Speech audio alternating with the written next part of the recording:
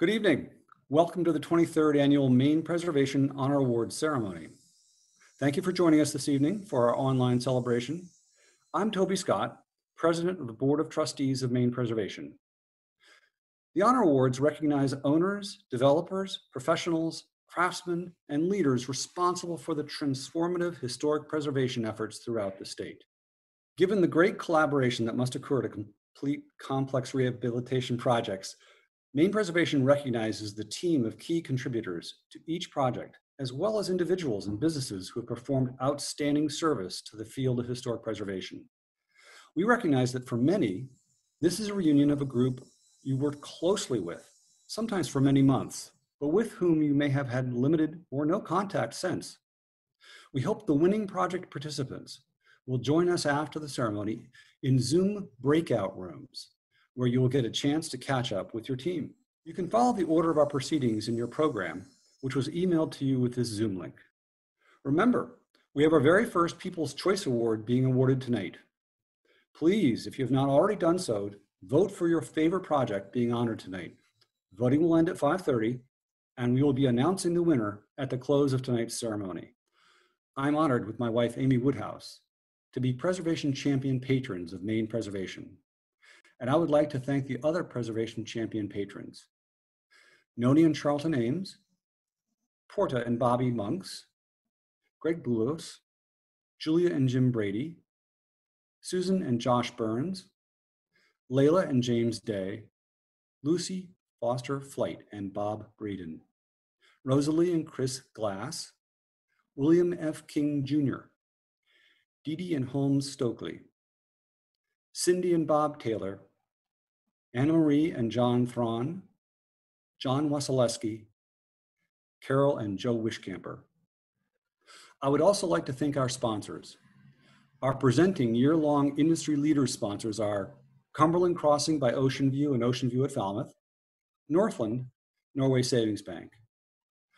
Our year-long underwriters sponsors are Bateman Partners, Consigli, Hardy Pond Construction, the Heritage Company, LHL LLC, North River Company in Waterfront, Maine, Tiger Construction, and Thornton Tomasetti Becker Structural Engineers. I would also like to thank our lead event sponsors for tonight, who are listed on our program and are on the screen. And I would like to thank our supporting event sponsors who are in the program and on screen. I also want to thank all our award winners who took the time to shoot the videos with our staff team member, Ali Barranuevo, to give us an inside look at each of our projects. So let's get started.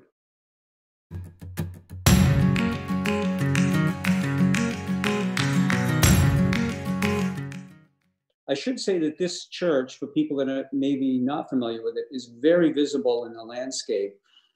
Coming into Bangor from Brewer, from that side of the river, all up and down, being built on a very prominent part of the city, close to the river. The views to this steeple are from miles around. It's extremely visible, important part of the landscape. We learn a lot about these churches, about the construction of these churches, that are 160 or more years old. We've done many of these steeple assessments. But this one in particular, I think Scott would agree as a structural engineer that the framing of that spire, when I first saw it, stepped up into that area and looked up, it was amazing. Bangor and Brewer is known as, had shipbuilders available that really did beautiful joint work, the beautiful framing. It was just amazing, I thought. Did you, Scott? There's a lot of it, especially because the steeple's quite tall, and I don't remember seeing splices in it, but yeah, it's impressive. We forget how important as a lumber port that Bangor was, and the access they had to good quality timbers, and that they actually used them and know how to use them. Mm-hmm. Yeah, and on the lighter side, there's the beautiful and large bronze bell that's up in the belfry there rings at noontime every day, and so we were working right next to it. So you really had to keep an eye on the time and you wanted to go to lunch about 5 minutes early, so you weren't right next to the bell when it rang. That happened a couple times, and it's a bit of a surprise. So how the community has viewed it, I guess, for me, one of the most successful aspects of a project, I was telling Scott earlier, is on a historic rehabilitation, if nobody notices, you did your job well. So in essence, that means that we were able to do a rehabilitation, significant rehabilitation to this church. We added the louvers to the windows, the open windows that were letting the water in that was causing a lot of the trouble. We closed that up with the louvers that we put in. The louvers actually match, they're dark colored, so they match the voids that existed there for 160 years being wide open. And nobody, as far as I know, you can confirm this with Father, has really even noticed. So that's a good thing. That's a good thing for a historic preservation project.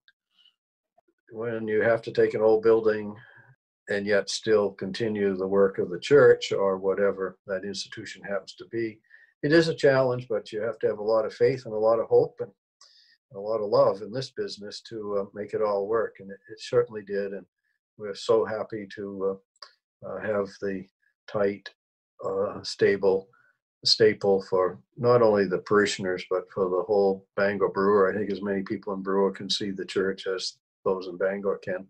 So it's something to be very proud of, and it's, I'm sure, something our ancestors who are looking down from God's kingdom above in heaven are happy that we're keeping it as nice as it was in the mid 1800s.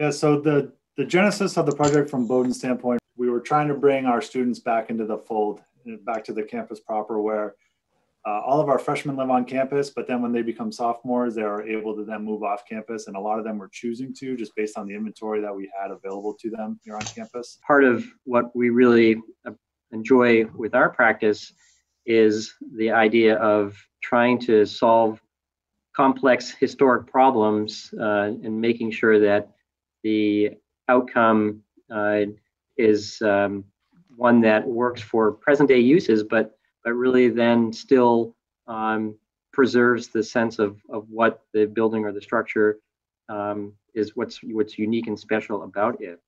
The biggest one that we were constantly confronted with was structural.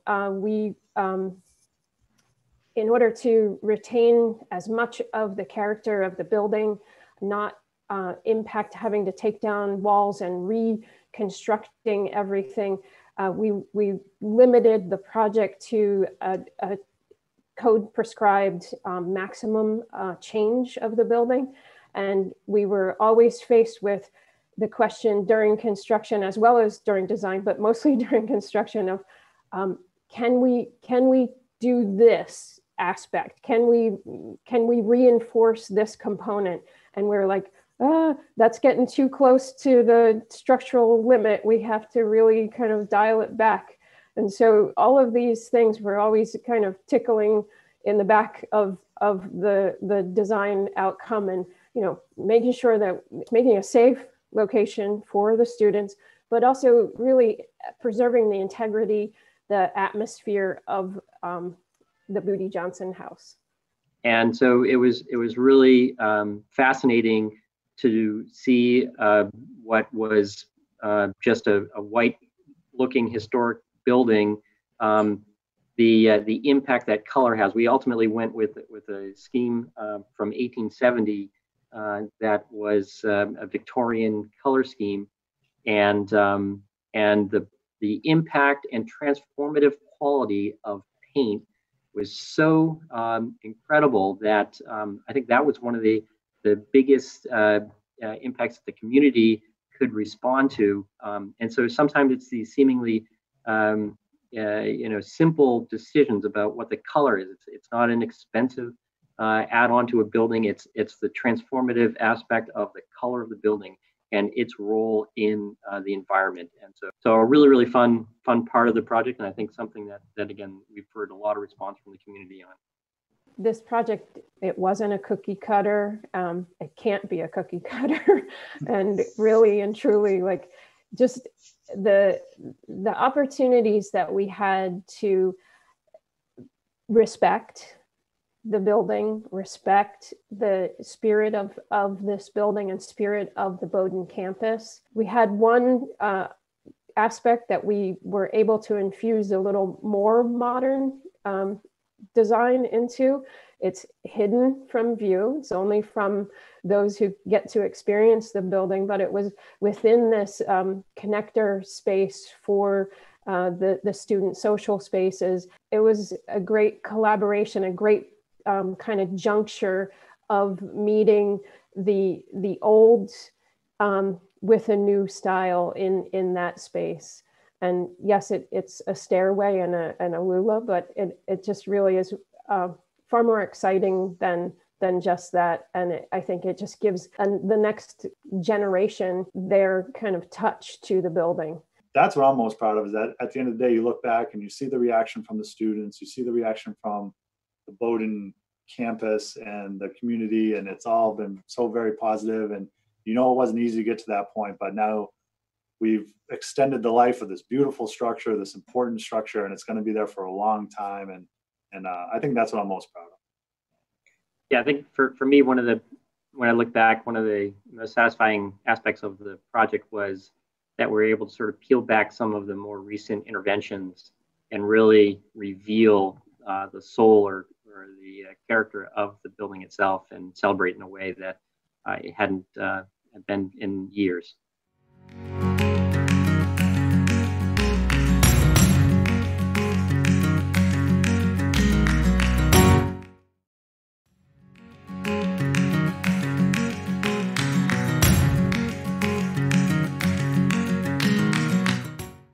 It's a great building. I mean, it's so noticeable in town. I mean, everyone knows the Bobich building. Just to have the chance to make that viable again. It's been vacant for so long that it's pretty cool. Yeah. We had perceived in our early conversations before when it was just a theory, that there was a void for that kind of our kind of a restaurant, pub, brewery in the community. At that time, there were no other breweries in Saginaw County, and we, for our own needs, knew that it would be something that would be successful if we could find the right place. Oh, once you walk inside, you see the original tin ceilings, you see the original floors, the brick, the exposed brick. I mean, it's a beautiful building. And so we tried to keep as much of it as we could. We kept the original ceilings, we kept the original wood floor downstairs, exposed the brick, cleaned up the brick, because there's been a fire in the building at one point. So many, many years ago. And it's just a beautiful traditional Bath building. Best projects are projects in which the developer finds a partner in the tenant. I usually don't call my tenants tenants, I call them partners. And we come to a mutual agreement about the vision of the space, and then we come up with a scope of work for each of us, and then execute something that is both, has both form and function. Because for me, a historic project, I'm looking to bring back the historic value, the significant period of the project, and these guys want it to be highly functional. And so really finding that blend and that mix is always important. I think that people were skeptical of the volume that Bath Brewing would do, but Mike and Terry were confident that there was a need and a gap. And sure enough, that's what they were doing pre-COVID. And that really changed Front Street. People started staying open later because there was waits. It's that economic, sort of the incidental and ancillary benefit of that project really started to reverberate down Front Street. And I'm proud about it from what it did from an economic and community development standpoint for Bath. I truly believe that Bath Brewing Company, and this may be overstating it, but I'm biased, was the economic incentive to create sort of this energy that's happening in Bath now that we've maintained and continue to carry forward. A lot of what the first project like this is doing in a community is providing hope and sort of a reference point for others that want to do this kind of thing. So redeveloping buildings, you know, I think that it's sort of like a momentum, like a city or a town gains momentum. And Bath Brewing has certainly done that in downtown. And I think, yeah, it's set the bar pretty high, so. I think that, you know, going into the project, you sort of have an idea of what you want, but once we got into the building, it became obvious that it sort of evolved. It's a really cool thing how it evolved into what is there now. And to be able to put a brewery in there, to be able to have a pub in there, in that building, it's just really neat. And it evolved into what it looks like today. And it wasn't always the plan for it to look like that. And I think the community has accepted it. Oh yeah, it's a beautiful building. One of the wonderful things was when we found out that we couldn't save the second floor ceilings, we took down the old ceiling joists, but we were able to remill and reuse those for our bar tops and for all our countertops. And it's just beautiful old wood, and it's so much fun to be able to use things like that one could never plan for. The building told us what it wanted to be.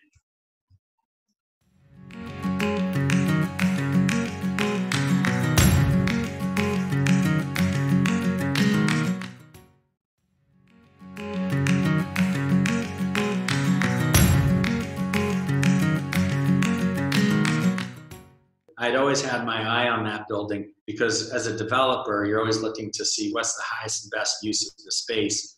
The first floor had tenants that were good tenants and strong tenants, but were not open much. They had a 3,000 square foot building in one of the highest car count and ped counts in Bath that was, in my mind, incredibly underutilized. Firstly, it's on the corner of Front and Elm Streets, and Elm abuts Water Street, and so in the basement, the tide goes in and out on a daily basis. So that was a significant challenge. Making sure that the basement was, the drainage was properly done, and then there are close to 15 windows on the upper floors, all of which have arches at the top. So the historic window restoration was a significant piece of the project. And because the project used historic tax credits, all of the windows had to be wooden frames and sashes. Those were two pretty large aspects that provided complications pretty much throughout. Some other challenges were the historic tax credit piece. I had never done one before. And so we really put together a team, Mandy of which was a part of that, and we learned all of this ourselves. And we relied heavily on Mike Johnson at the State Historic Preservation Office to really help educate us and carry us through. And that really is a credit to the team who took learning this as a case of first impression very seriously. Yeah, I mean, since Main Street Design Company opened in December of 2019, I think, there's just been tons and tons of people through the building. And really, that's what the project is about, is getting people in historic spaces and at its highest and best use, So I think there has been overwhelming, support for the building and the business since it's opened, and Main Street Design Company fits just so perfectly into that space that it's been great. But I think the community has completely embraced the project. I mean, I'm biased, but I think it's the best looking building in Bath. And what is very neat is that Brett and Rowan have done a live work situation, and this is a development strategy that I am promoting and want to do more of, so that they actually live on the second floor in the space that we converted to residential, and then that they walk downstairs and run the shop. And we're really moving back to that sort of shopkeeper mentality, which is really important for Bath. And so they've been amazing partners in this project. And they really, being a design company, they really embraced and highlight the best of the Medanic building very naturally. It was a great collaboration between Main Street Design Company and Sean Ireland. And it had a vision from the time that we came into the project, honoring its historic presence both here in downtown Bath on Front Street, honoring the ceilings, the space, the overall feel, but also bringing it into a contemporary time. The windows, I mean, they are almost floor to ceiling on the front of the building. They come up maybe about 2.5 feet. They open up the building. There are 2 wing walls inside dividing the 2 spaces that honor that this was a split building at one time, and then also the loft and keeping the shape of the windows in the space up above, so which is the whole facade on the front of the building. The response in the community has been very positive. People love that the building has been preserved and what it has become.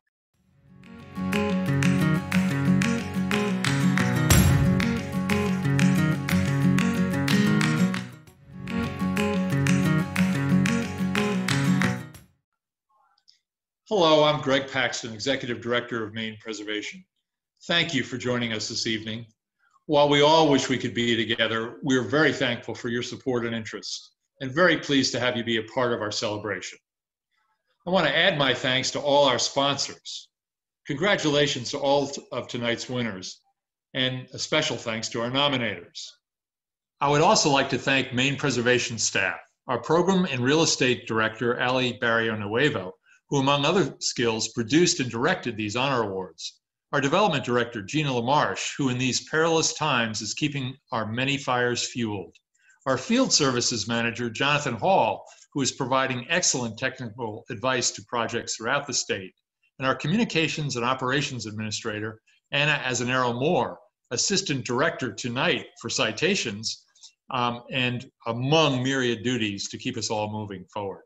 Please note that in addition to the videos you'll see tonight, we have posted those citations on our website, providing details on all the projects. I'd also like to acknowledge this year's Summer Fellows, Patricia Anderson Summer Fellows, who helped with these awards.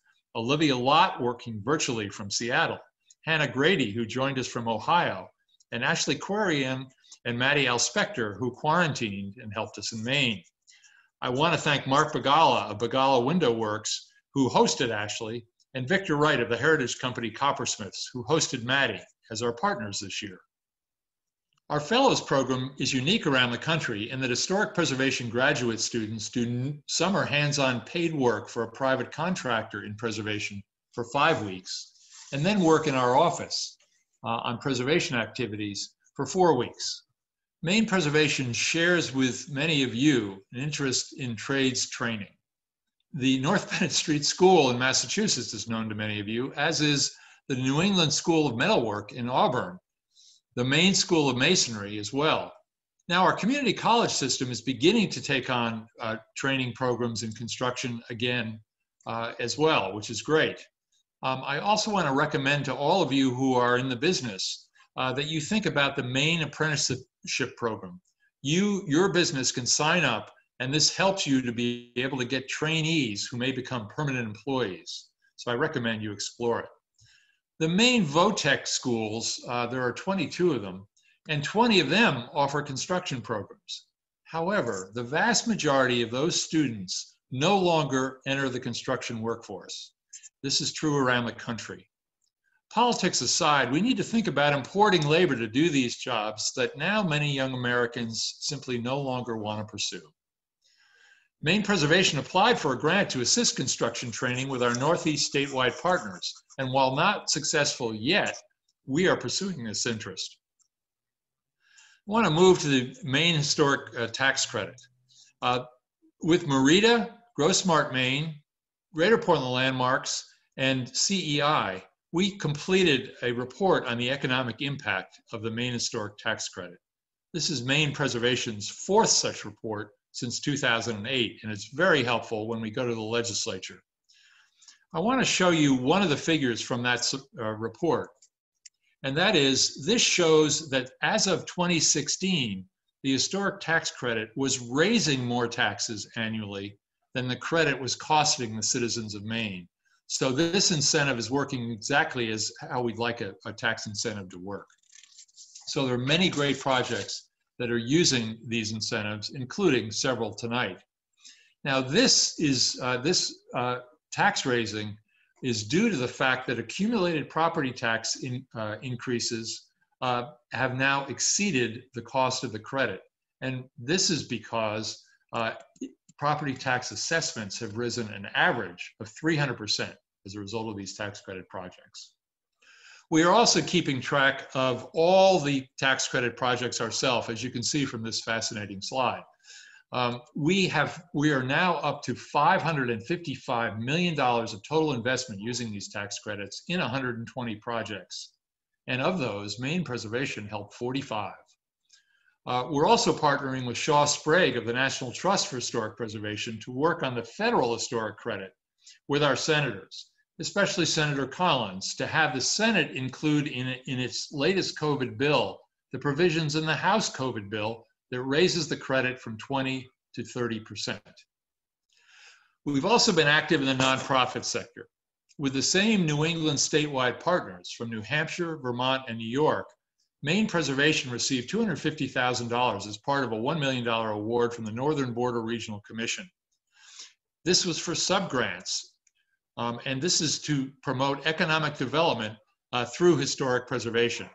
And one of the projects was the Center Theater in Dover-Foxcroft, and a second project was Central Hall, also in Dover-Foxcroft. We're also working with the Belfast Maskers out of this church building. The Thorndike Farwell project, which is going to open a general store back in the town of Thorndike. And finally, in Lille, Grand Isle, the Musée Culturel du Mont Carmel, which is a beautiful church open for tourism. We're also privileged to work with the 1772 Foundation on a second subgrant program. They provided $100,000 for Maine Preservation to help them distribute throughout our state in maximum grants of $10,000 each. These were awarded to 14 sites, including the Greenville Junction Train Depot, the Masonic Building in Eastport, the Washburn Norlands Chapel in Livermore, Francis Perkins Homestead, and Seguin Island Lighthouse off of Georgetown, among others. The second round of $100,000 awards is been proposed again this year by the 1772 Foundation. And so we're very pleased that we'll be able to work with that program again. I hope you'll all get soon to meet our new Field Services Manager, Jonathan Hall, a native of Auburn. He's been working in Georgia and Florida for the last 20 years as a rough carpenter, finish carpenter, job foreman, project manager, consultant, and finally architectural conservator. We're glad to get him back in Maine. He's continuing our tradition of helping 150 projects a year, including Kavanaugh House in Newcastle, Wilson Hall in Bucksport, and the Shoeball Marsh House in New Gloucester. We're also increasingly involved in climate change. Sea level rise and flooding is beginning to affect not only archaeological sites, but houses and entire downtowns along the coast and our rivers. With the Maine Climate Council developing a plan, we've come to a realization. Good preservation practice is good for the planet. It takes 40 years for a new net zero building to equal the embodied energy lost from a building demolition and replacement. And what's true for the whole is also true for the parts. Old growth wood is harder and more durable than new. Plaster is more energy efficient, fire retardant, and soundproof than sheetrock. Window replacements do not sufficiently improve energy loss, nor are not cost effective, and themselves have to be replaced every 10 to 15 years to maintain efficiency. Efficiency Maine, in fact, speaking of efficiency, does not recommend replacing historic windows. So take it from them, if not from me. And the use of interior and exterior storms can make a big difference. We think the Maine Climate Council should adopt the Secretary of the Interior standards as part of their proposals for the state. We've been working with the town of Yarmouth, and have in the past worked with a dozen towns, on setting up a local historic district. For that, we've drafted a design manual outlining good practices which can hopefully be used by other communities. During COVID, we've been working virtually from home since March 12th. We've developed and hosted a series of workshops online, which have been attended by about 600 people, training in rehab techniques and a series of other subjects. Be on the lookout for our future events and join in. Finally, since our board and I would rather spend money keeping our staff team intact, we have moved out of our headquarters and put our contents in storage. Hail and farewell to our old headquarters, and welcome to P.O. Box 488 in Yarmouth. There is nothing I love more about my job than these honor awards. Your projects show that historic preservation really works. Congratulations for demonstrating on the ground that feasible adaptive use, durable, warm, and comfortable built environments, and community vitality and pride follow. Thank you for all you do.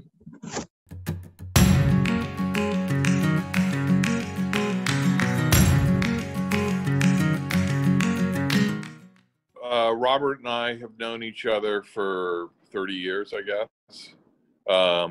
And we share Brooklyn as a kind of common thread in our relationship. Our initial plan was to get the building and, make it, again, one of the feature buildings in Brooklyn, which is just this small community. The Oddfellows Hall is the largest building in town. It just turned out that, John was really interested in the building, and Steve White, who's lived here his whole life and runs Brooklyn Boatyard, also had an interest in the building.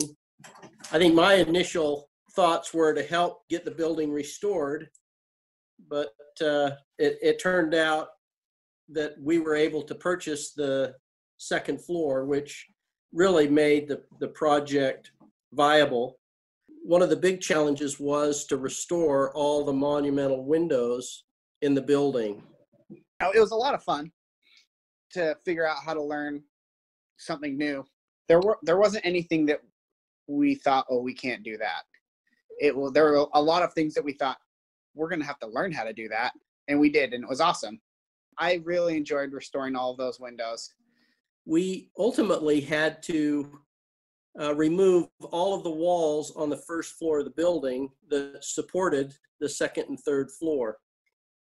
And Steve White's plan was to open that first floor up, and it was approved by the State Historic Preservation Office to open that space up, but we had to leave remnants of the historical walls on the first floor. So we had to leave essentially like soffits where the old walls were, and we had to put a 45-foot steel beam right through the middle of the building and support the building and then install that beam.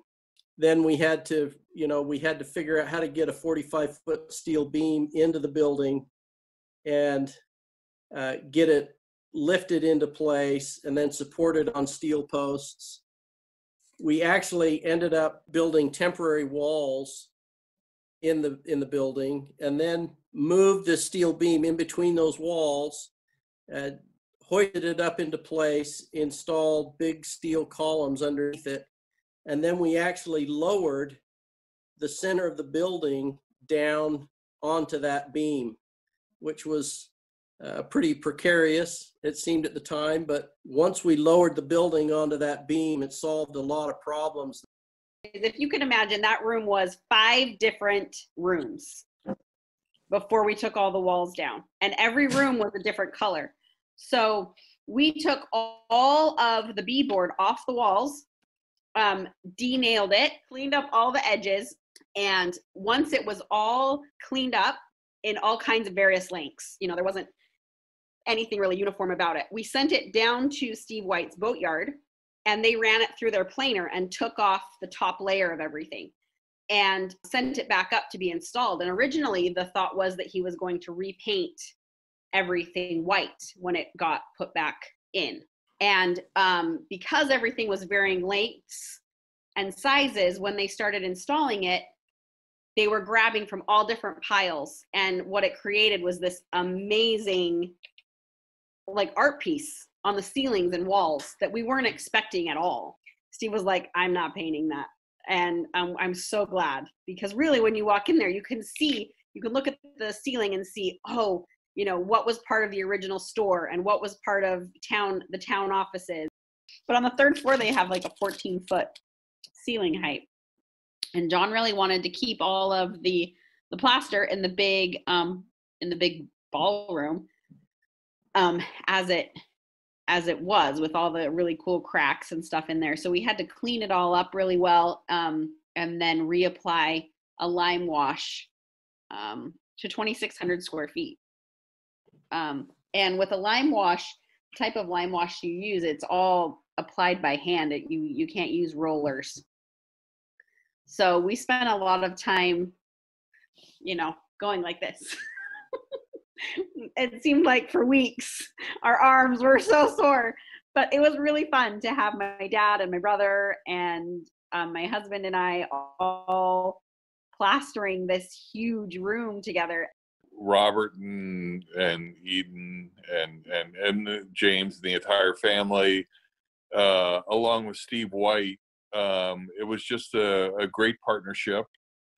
We got along really well and are still all good friends. And so we, you know, basically saved a building that's beloved to the community, and it's being used in a kind of sensible way. I think it was so cool to A, be able to work on it and be a part of it, but B, turn it into something that's useful. You know, Maine has so many amazing old buildings that are derelict or kind of cast aside, and people think like, oh, it would be great if someone would do something with that. Actually figuring out how to make that possible is huge. Figure out how to make buildings useful so that we can give them the care and attention that they really need. This is as close as you get to a palace in Maine.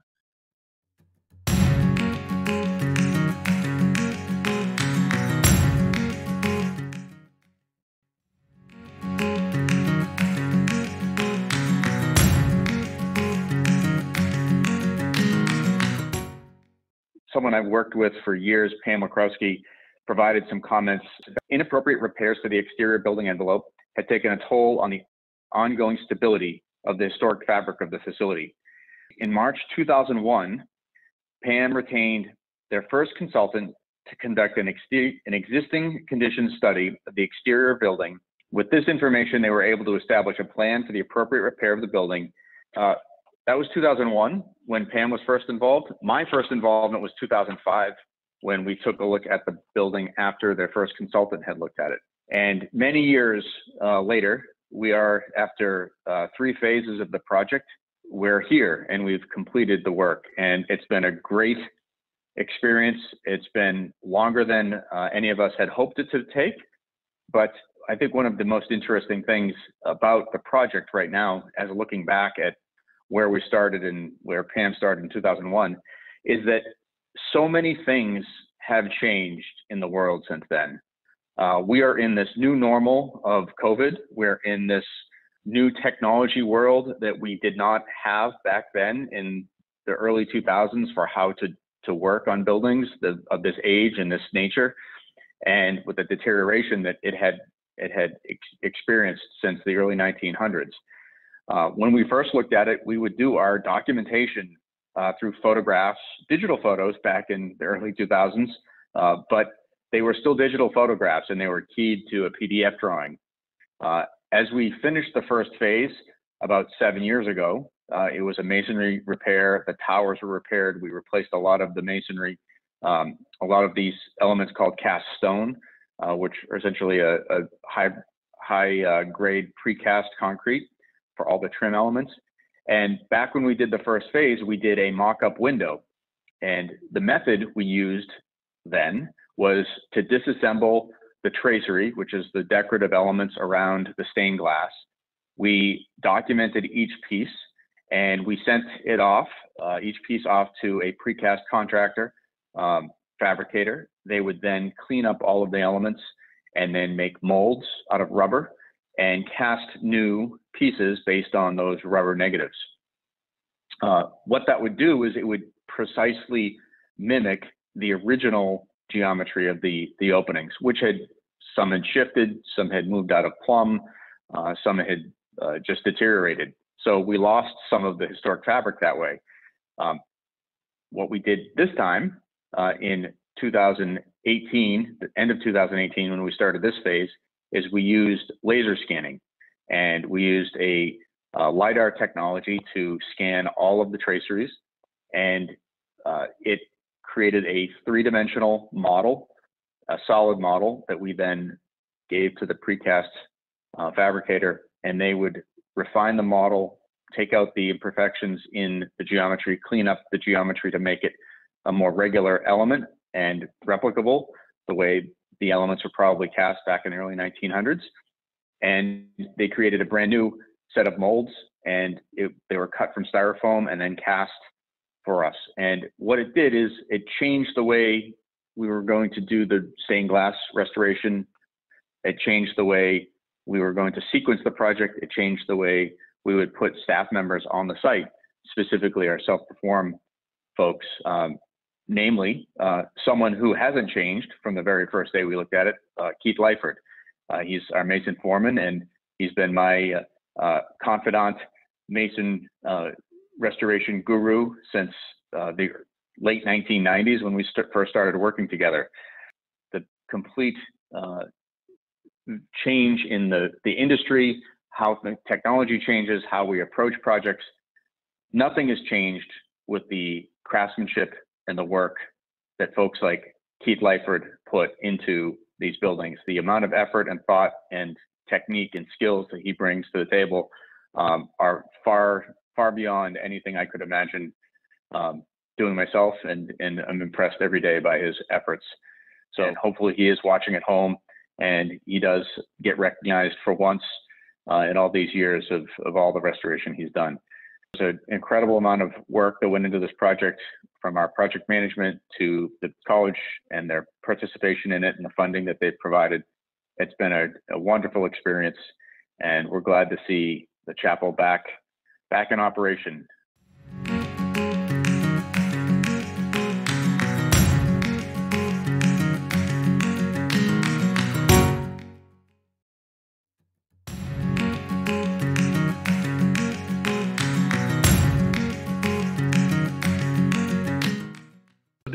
This project was actually one building in a whole island of buildings, mill buildings, in Saco, and specifically Saco Island. And Saco Island is one of the earliest sites for textile development in Maine. Multiple buildings there over many, many generations. And of course, Biddeford, right across the river, has an even larger set of historic buildings. So we bought this initially, when we took this project on, it was mid-2000s, so 2005, and it was a very complicated multi-building project. And over time, one by one, we focused on individual projects, partnered with other developers. And this particular project that we're talking about today was the very last of the buildings on the island, multiple buildings to go through a preservation project. So what really drew us to it is that it's a beautiful site, putting aside the textile heritage, which is a very interesting story. It's right on the Saco River, beautiful, right in the downtown between the two cities, perfectly positioned. And as people move back to those types of environments, downtowns and sort of downtown living, it made perfect sense to launch this project. In old mill buildings, you don't know what you don't know. It's kind of the saying with these types of developments. So you get into them, you try to mitigate your risk to the fullest extent possible. And in this building, there was an enormous penstock that ran underneath it. I didn't know what a penstock was until I did this project. There are these old ancient tunnels that were literally carved out of the rock, out of the granite, the bedrock, by the people who developed these mills, and it would allow water to flow through and, you know, turn the various machinery that they had. But it provides for some interesting engineering feats that have to be worked around it. If you're making penetrations in the floor, you have to be aware that there is a giant tunnel under one area where you were thinking about putting plumbing or pilings or those types of things. Elevators also incredibly difficult. You may plan, as we did, to put an elevator in an old shaft that exists, but actually getting the thing to work to the tolerances that are required for modern elevators, not as easy as it sounds. You know, developing the upper floors above an operational brewery and restaurant and being sensitive to their needs, you know, was a bit of a challenge that we worked, you know, in concert with that anchor tenant to make sure that we were not disrupting their livelihood. Certainly, parking is an issue. So yeah, you'd have to work around their peak meal periods, lunch and dinner. And there was some late nights and flooring crews that were coming in the wee hours of the morning. So the community had, when we first purchased the island, this was a set of buildings that had been designated by the community as a blight. And the former mayor, Mark Johnston, had a real vision for the city, which included as a priority, a municipal priority, the redevelopment of these buildings. And that commitment at the city or level, it really helped us and it motivated us along the way because it was clearly an objective that they wanted as well. So whether it's permitting or the various things that you have to go through to get a project up to speed, it was always really a focus at the highest level of getting this done. And I think it's a model for other municipalities who want to redevelop these old, large complexes. If they make it a central part of their development plan and their planning process and plan around that, it can be helpful later when you're going for a permit. And when we bought this complex of buildings in 2005 and 06, they were just empty. I mean, the only residents we had were pigeons. It was just a blown out set of buildings that I think most people wished were simply razed, knocked to the ground. Buildings that are that far gone, no windows, sagging floors, I mean, really on the brink. They can still be saved and they can become really important contributors to the fabric of the downtown. So they've really turned, you know, trash into treasure. These projects are really transformative for communities. They're worth investing in. They make a big difference. It's not just fixing up an old building or for nostalgic reasons keeping these around. People want to live in downtowns and they want to work in downtowns because they're drawn to the sort of feeling that you get when you're in those areas. And so I think preservation is as much about economic development as it is about pure preservation. And it would not be possible without a lot of support from the municipality, without the support of the state through its incentive programs.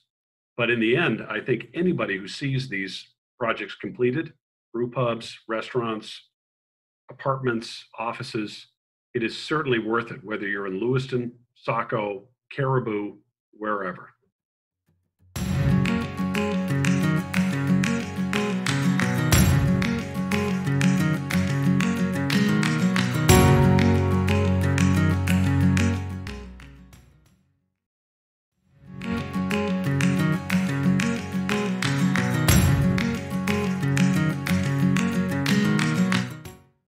We're a company, because we specialize in mill renovations, we're kind of out there. So number 4 came to our attention. It fit all of our model for the kind of projects we like. They're larger mills. We try to get into a particular size. We like the mill itself. We like the area. We like to be in areas where the community is kind of just ready for a project like this. They aren't already, well established in mill renovations for apartments. The previous developer had removed all the windows in the building, and for long period, I think close to 10 years, the building was wide open. And I remember at one point prior to getting the construction started, walking from one end of the building to the other, and there was at least 3 feet of snow gathered on the floors on either side of the building. And that snow would just stay there throughout the, until it melted. It would take forever, of course, because it's under cover. And so the floorboards along the edges and the beams along the edges of the building were severely rotten by the time we started the project. So one of the great challenges there was certainly the fact that there was an extensive amount of rot throughout the building that our construction team needed to repair. At one point, you could be in the first floor of the building looking all the way up to the roof through all the gaps in the floors as they were being repaired. So that was a huge challenge. Additional to that were the length of the building. It's an extremely long building, over 700 feet long. I like to think of our site supers that work on those projects. They probably 2 or 3 times a day have to walk from one end of the building to the other end on every floor to make sure that they are aware of what activities are going on. When you think about that, it's basically a half a mile per walk across the building. It's just crazy to think. Within, I think, 4 months of moving, of being ready to move folks in the building, we had 100% lease up of that building for the residential apartments. And I should point out, we had 150 apartments there. It was amazing. The commercial portion of the building, which consisted of about 35,000 leasable square feet, it took a little longer, quite honestly, to get leased up, but we are now full, and it's been actually a nice, pleasant part of the success of the project, some of the businesses and restaurants that we have in the building. So the community response has been amazing, and we're so fortunate in the projects that we do. The buildings themselves are already, well loved buildings. There's still family that would have worked in them and that sort of thing. So it's not uncommon during the construction, to have actually folks just show up and just sit in their cars and watch the activity. And then once they were done, as you can imagine, there's a pretty remarkable pride, I think, that's still there for folks to see this wonderful building that was part of the heritage of the community being brought back to life and, active. And so we'll end up having folks that lived in town moving into these buildings, and there's a great deal of pride for it. For us, I think it was a culmination of us being able to bring together some experience that we had on mills in other parts of New Hampshire and Northern Mass, and put them all together. And what was probably no one particular little thing that was challenging about the project, but the mass of it, the fact that it's 225,000 square feet and the rot conditions that I mentioned earlier, and bringing all that together, I think really showed that we had I think a unique talent and skill to pull together all the people that are necessary to be successful on a project like this. And it's a truly team effort. And so when you pull all these talented people together to do amazing and hard work, to pull together and then to look back afterward and to see it all come together and how beautiful it is, I think all that together is what makes that particular project special and unique to us.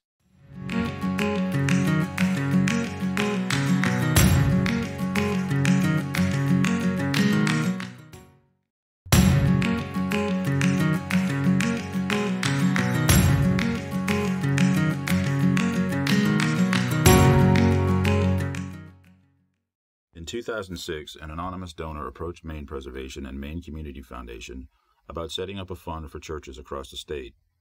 As a sailor, the donor had noted that from the water, church steeples marked the location of village centers and wished to help preserve them.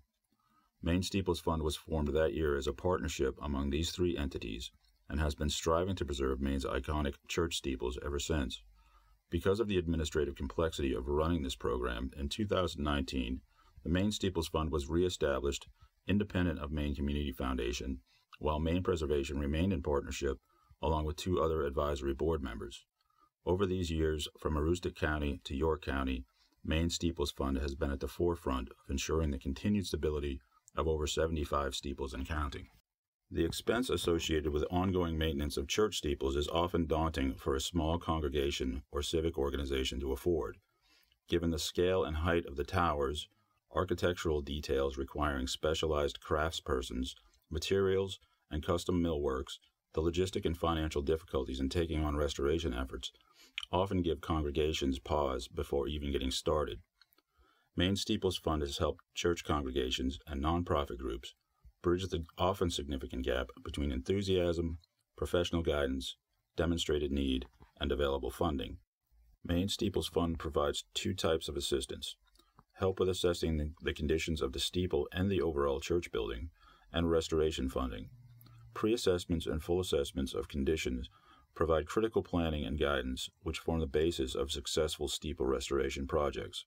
Pre-assessments are provided at no cost to qualified applicants, while full assessments are made possible through a generous 90% matching grant of up to $5,000. The fund has enabled numerous groups across the state to perform fundamental assessments that identify deficiencies that may not be immediately evident and establish the framework and priorities of needed interventions. These, in turn, define the scope of work, scheduling, and fundraising goals needed to begin the process of steeple restoration. Upon successfully completing assessments, selected applicants are invited to apply for a steeple restoration grant. These 50% matching grants, up to a maximum of $60,000, are applied to the stabilization and restoration of steeples within the scope of work identified during the conditions assessment. Maine Steeples Fund also maintains a list of best practices which help grant recipients in material selection, design, and construction strategies, using the Secretary of the Interior standards as guiding principles. The critical importance of this program is indicated by the amount of matching funding that small congregations, some numbering only in the teens and 20s, are able to raise. Over the course of the last 14 years, Maine Steeples Fund has awarded more than $1.1 million in grants to aid in the restoration and preservation of these vital contributors to the cultural landscape of the entire state. Maine's church steeples are irreplaceable reminders of our state's rich architectural and social heritage, and without the preservation-minded Maine Steeples Fund, these architectural treasures would be of imminent danger of being lost to future generations to enjoy in all but photographs. For outstanding dedication, focus, and impact on critical, highly visible features of the historic built environment, Maine Preservation is pleased to honor the Maine Steeples Fund with the Earle G. Shettleworth Jr. Preservation Champion Award. I think it's important to note that the Maine Steeples Fund was instrumental in making this project happen. The parish sought a grant to do the assessment, which we did, and we've done this on many church projects, but they sought that money out, were granted the money it took to do an assessment on the project, which Ben and Scott and I did in the middle of February. We always seem to do these in the coldest months of the year. So we were up in a bucket. I think it was probably middle of February or January doing those assessments on the outside. But they also accessed the Maine Steeples Fund for rehabilitation funds and were granted a significant amount of money that really made the project happen. It may not have happened if they hadn't secured that funding. So I think that's important to say, because that's important funding that's out there. No doubt about it. That process is so vital to getting these rehabilitation projects even recognized in the first place, never mind accomplished. So having these fund sources available is really key. Thank you very much. It's a pleasure to be here on behalf of the Maine Steeples Fund today, and it's an organization that it keeps a pretty low profile. I'd like to tell the folks a little bit about it now. Steeples play a unique role in the landscape of Maine, and it's really something that many of us take for granted. I used to. And Maine Steeples Fund is devoted only to steeples, only in small Maine communities. In the development of a community, from a settlement to a community, I've read before that they regarded themselves as truly independent when they had three things: a blacksmith, a grist mill for grinding corn and wheat flour, and a church. And in the growth of many of the communities around the state of Maine, we know that small towns can have 3 or 4 different churches and different steeples. And they play an important role in the community beyond the religious imagery of a steeple. Steeples are often in the town center. And the bell in the steeples was used not just for religious services, but to mark important events within the community.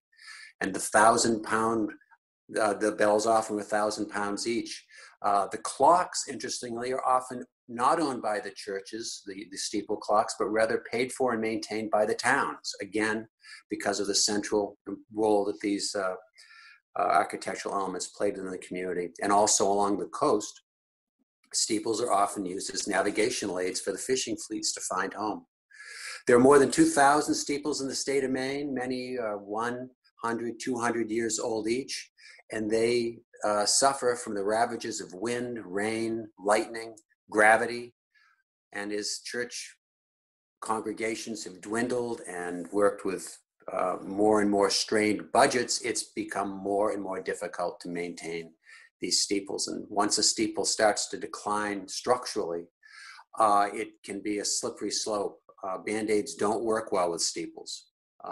Water gets in, rot starts, structural problems begin, and the problems can be very difficult to diagnose and overwhelmingly expensive to correct. And that's where the Maine Steeples Fund comes in. Over the past 12 years, the Maine Steeples Fund has actively restored 75 or so steeples in the state of Maine and worked on dozens more. And I play a small role in the organization. I have the good fortune to work with subject matter experts like Aaron Sturgis from Preservation Timber Framing, and of course our Greg Paxton from Maine Preservation. And the way that we proceed is a church, or a congregation, or any nonprofit will make an application to introduce themselves to us, and we will decide whether we want to issue an assessment grant. We pay for 90% of the assessment to have an expert go all the way through the church to come up with recommendations for repair, but focusing only on the steeples as far as our financial participation. And then we help the small groups, in many cases. We help the organization come up with a restoration plan. And then we participate in restoration grants paying up to 50% with a fairly high cap on what we pay for. So as I said, I play a very small role in the organization, but I'm the one here accepting the award. The award named in honor of my cousin, actually, Earle Shettleworth. But it's a pleasure for all of us to accept this award from Maine Preservation. Thank you very much.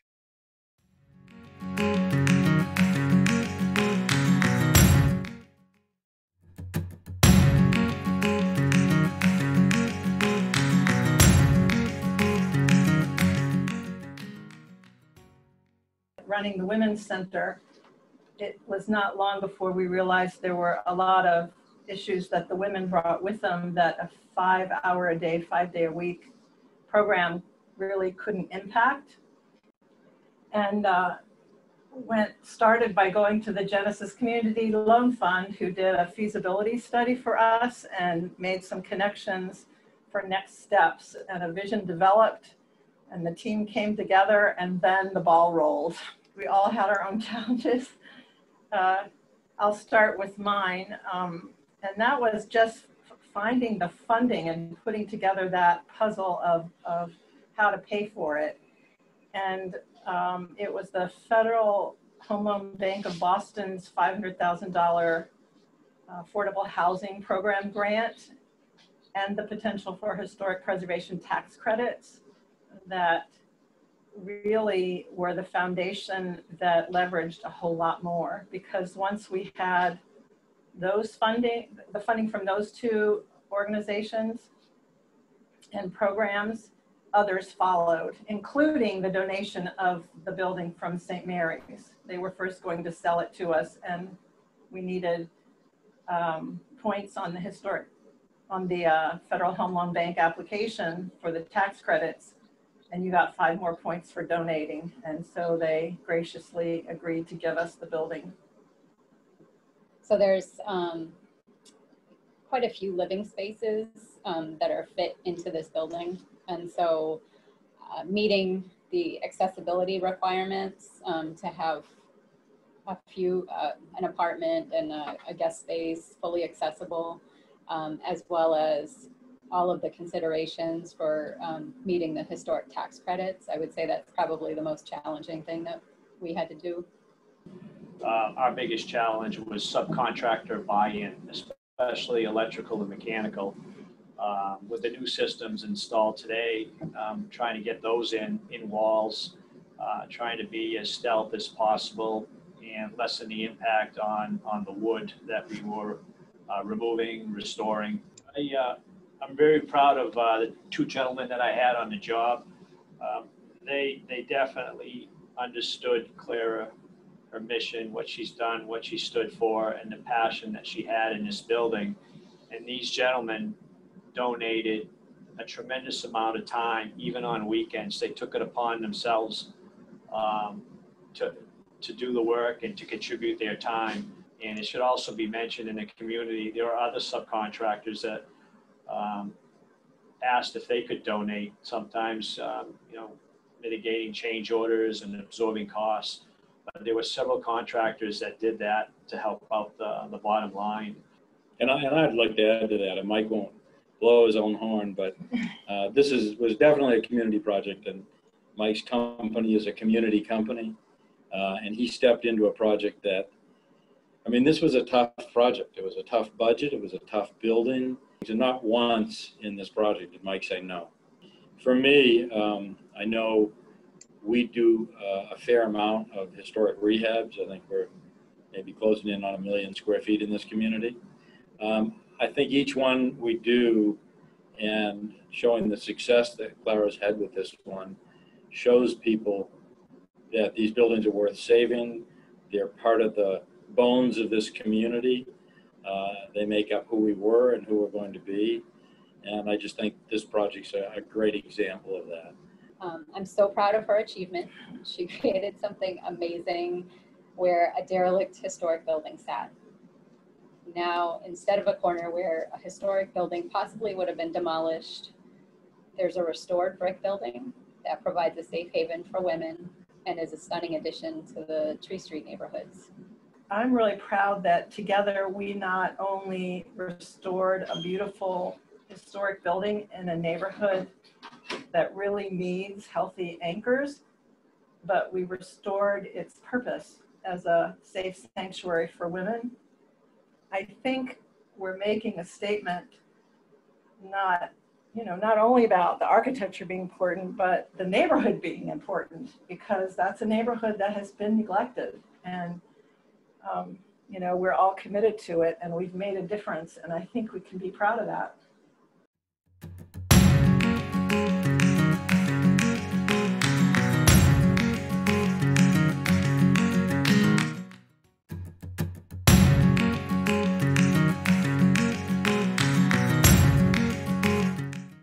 Back in 2016, we purchased the Stevens School, or the Maine Industrial School for Girls, and every year we've picked off one building at a time and occupied it with various tenants, from business tenants to residential, and we've just been very fortunate to get the clientele through that we have. We couldn't have done it without them. Erskine Hall, which is presently occupied by UMA student housing. This is the second building that UMA is leasing from us for their students. Over the past 2 years, we were awarded an RFP from the university for the student housing, where we filled the Stevens Hall with 38 students last year. And once that was viewed as a success, the university reached out to us for another building, and it happened to be Erskine Hall.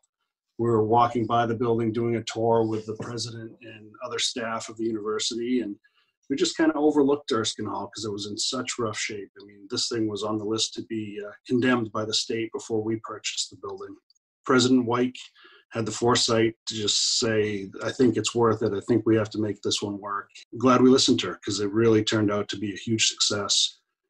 The building is incredibly beautiful. The detail is, unmatched. You can't get that in new construction nowadays, and we're just super excited that we're able to save this building and occupy it.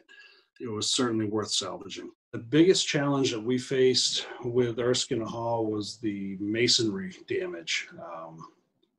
When we got into the building, we started removing the plaster from the inside, and it was quickly discovered that every brick window opening had to be torn out and rebuilt.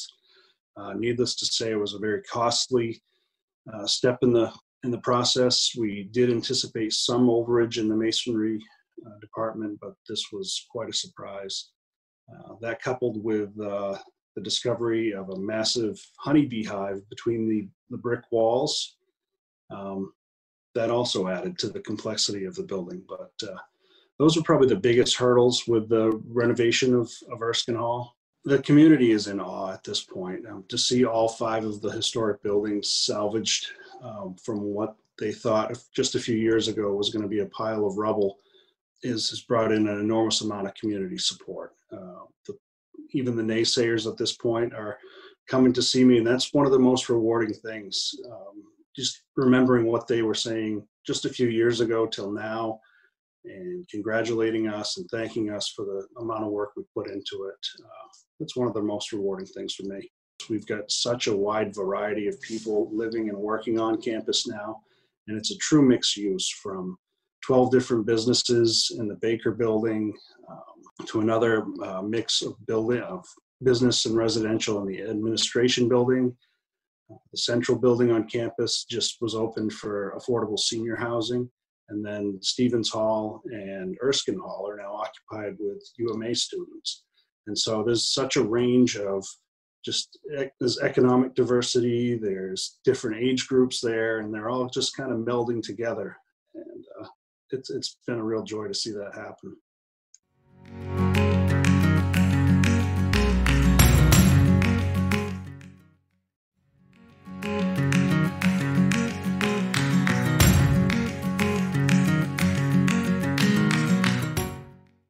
Developer who had bought the entire campus reached out to Community Housing in Maine to see if we would be interested in doing a project there.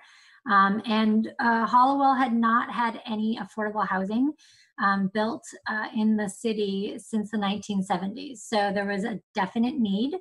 And, being part of the larger revitalization of the Stevens Commons campus was very exciting as well. We transformed it into 29 units of housing for older adults aged 55 and older. And so it's just been a really fun project and really wonderful to be part of the transformation on the Stevens Commons campus. And we're thrilled for our tenants that they get to be part of such a robust community that has really taken place there. I mean, there's right across from our building, it's now student housing, and then there's also some commercial buildings there. So really multi-use campus, and it's exciting to be part of that. The city of Hollowell was incredible to work with. We just had such really strong support from the planning board every step of the way, the city council, the city manager, Nate Rudy, has been wonderful to work with, the code enforcement officer. So I think there was a lot of excitement in Hollowell for the larger redevelopment of the larger Stevens Commons campus. But definitely there was a lot of strong support for affordable housing and for senior housing. So it's really been amazing. In fact, a committee started an age-friendly committee, which helped CHOM secure our low-income housing tax credits, because one of the scoring criteria is that the city be age-friendly. And so the city actually started an age-friendly committee and started working through that whole process, which helped improve our score and our application. And I think in this project in particular, being part of the larger revitalization of the campus is certainly a sense of pride. There's just something amazing about seeing, a beautiful historic building that is vacant and the windows are boarded up and it's been covered over with, asbestos tile on the drop ceilings, and then to strip that all back to the historic fabric, and then, to be able to create housing within that that envelope is pretty incredible. This is senior affordable housing. The units are, we had an incredible team, and the units are absolutely beautiful with the hardwood floors, with the restored windows. I think that we've created a project that instills a real sense of dignity and pride for the people who are living in it. So I think, that gives me a sense of pride also.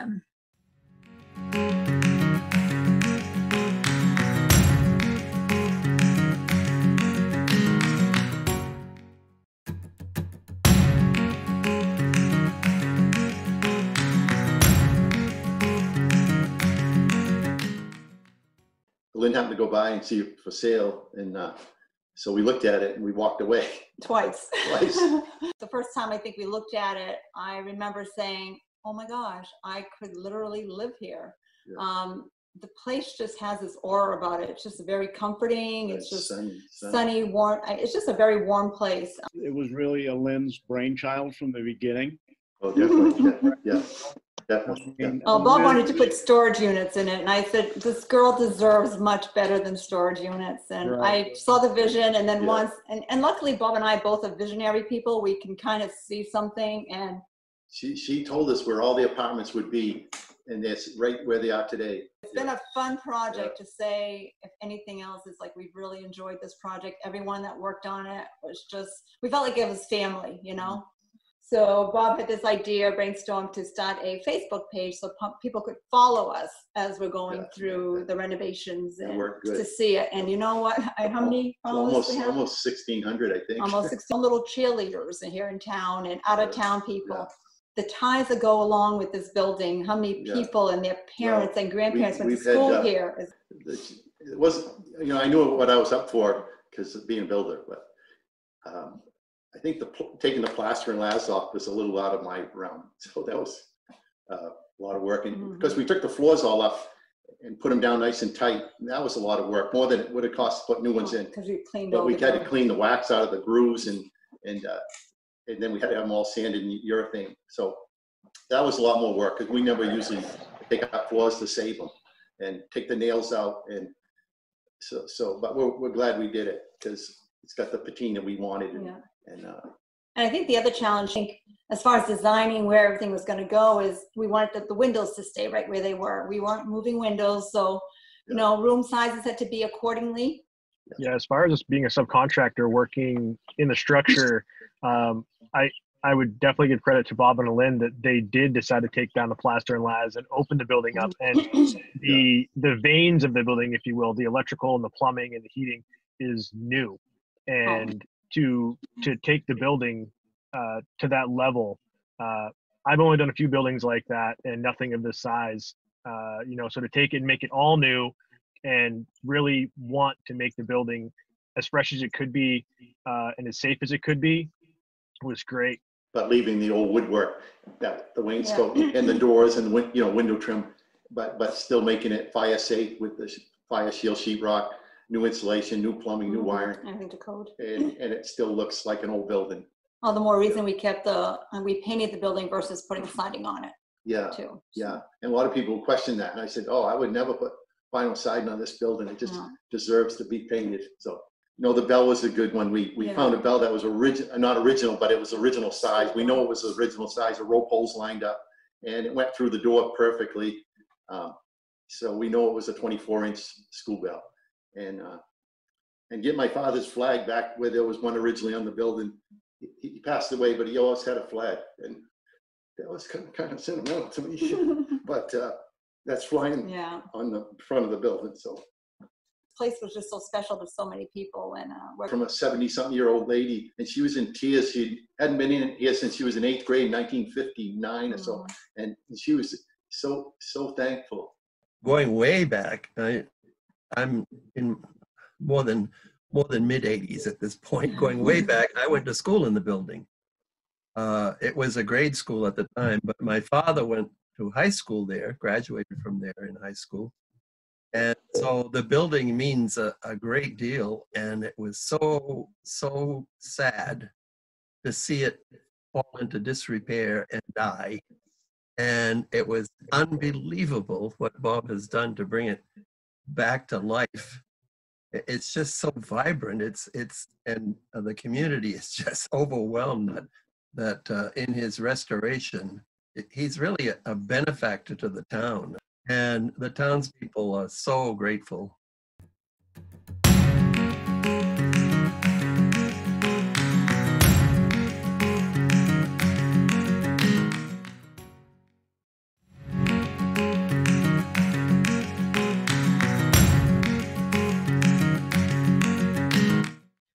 Over the course of the last 45 years, preservation in Maine has been supported by the leadership of Christopher Carson Glass of Camden. A native of Texas, Chris moved to Maine in 1970, shortly after graduating from the Yale University School of Art and Architecture. He established an architectural practice in Camden in 1974, working on both new design and the rehabilitation of historic properties. Chris was elected to the board of this organization in 1975, then known as Maine Citizens for Historic Preservation, and demonstrating his leadership, he served as its president from 1978 to 1980, and again in 2007 to 2008. Chris became an architect member of the Maine Historic Preservation Commission from 1979 to 1991, and also led it as chair from 1985 to 1991. Demonstrating his communication skills for historic preservation, Chris edited the early annual newsletters of Maine Preservation from 1975 to 1984, which he illustrated with many detailed and wonderful drawings of significant historic properties throughout our state. A gifted writer, Chris is also the author of 3 books on Maine historic architecture: At Home in Maine, Houses Designed to Fit the Land, published in 2005, Historic Maine Homes, 300 Years of Great Houses, published in 2009, and he co-authored with Earle Shettleworth and Scott Hansen, Homes Down East, Classic Maine Coastal Cottages and Townhouses in 2014. Not only is Chris a talented writer, he's also an eloquent speaker. He's given many lectures at Maine Preservation's conferences and for other organizations, quickly drawing in the audience with his insightful comments and quick wit. He has helped in multiple ways to effectively communicate the importance of historic preservation, which is an invaluable asset in our field. Chris also worked directly in education as he taught architecture courses at Bowdoin College for 20 years. In addition, Chris has been an active advocate for state efforts and also very involved in local preservation efforts, including in his hometown of Camden. In his professional life, he was directly involved in high-quality historic preservation rehabilitation work on significant buildings throughout the state. In 1983, he provided 12 drawings to Farmington, and its downtown still reflects his recommendations. He was architect for restoration of the beautiful 1820 Ruggles House in Columbia Falls and the rehabilitation of the 1853 Rankin Block in Rockland. He also planned Castine Historical Society's rehabilitations of Abbott School and the Grindle House. His more recent work on the Freedom Mill is nothing short of miraculous and facilitated the founding of the now famous restaurant, The Lost Kitchen. Chris was also a key participant in starting and funding Maine Preservation's Protect and Sell program. He personally provided a generous match to a grant from the 1772 Foundation that got the program up and running. Protect and Sell has been a critical driver in protecting numerous historic properties in Maine through the use of preservation easements. Chris continues to share his expertise in his 4th stint on the board of Maine Preservation. Chris, you have been an exemplary leader throughout your career, generously volunteering your talents and gifts to promote, communicate, lead, advocate, rehabilitate buildings, and donate to preservation efforts throughout Maine. We are all the fortunate beneficiaries of your vision, commitment, and tremendous contributions, and are pleased to recognize you yet again with this Lifetime Dedication Award. My interest in architecture and preserving the best of our built environment probably started as a child when I attended the schools of the Washington National Cathedral, while the cathedral itself was under construction. I experienced how powerful being in certain and beautiful spaces affects us as human beings. I came of age during a very idealistic period in this nation's history, the Kennedy years and the Great Society years of Lyndon Johnson, when JFK said, "Ask not what your country can do for you, but ask what you can do for your country," which I chose to mean to serve the cause of preservation. And that came because my wife and I had moved to Maine and away from the cathedral. I was fortunate in Maine to meet and be inspired by Earle Shettleworth and Sally Rand and the other founders of Maine Citizens for Historic Preservation, which later became Maine Preservation. And Maine still has so much architecture to save.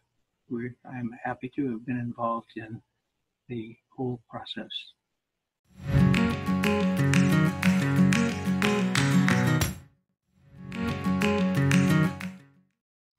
Finally, it's the moment you've all been waiting for. I'm pleased to announce with more than 930 votes cast, the winner is Bates College Chapel. Congratulations! And congratulations to everyone. Such a great group of beautiful projects. For all tonight's winners, your honor award certificates will be mailed to you next week. Once again, this year we'll be offering bronze plaques for sale for posting on winning buildings. Anastasia will be mailing each of you with more information. Here's a picture of last year's plaque. Thank you to everyone for joining us tonight as we honor these fabulous projects. Watch out for extended interviews with all our winning projects posted on our social media in the coming weeks. For all the project participants, we'll be moving you into our pre-assigned Zoom breakout rooms momentarily. This will happen automatically, and if you've not done this before, just hold tight. It's a bit of an experiment. Cross your fingers. We will keep the breakout rooms open until 7 o'clock. Congratulations to all our winners for their great projects and work. On behalf of all of us at Maine Preservation, thank you and good night.